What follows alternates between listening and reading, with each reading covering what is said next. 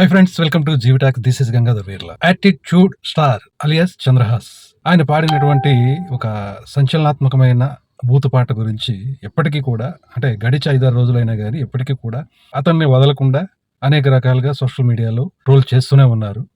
ఆ చేస్తున్న దాంట్లో భాగంగా చంద్రహాస్ కూడా తన రియాక్షన్ ఏమాత్రం తగ్గేదిలే అంటూ కౌంటర్ ఇస్తూనే ఉన్నాడు. విమర్శించిన వాళ్ళలో మేధావులు ఉన్నారు, జర్నలిస్టులు ఉన్నారు, అలాగే మహిళలు ఉన్నారు, రకరకాల వర్గానికి సంబంధించిన వ్యక్తులు ఉన్నారు.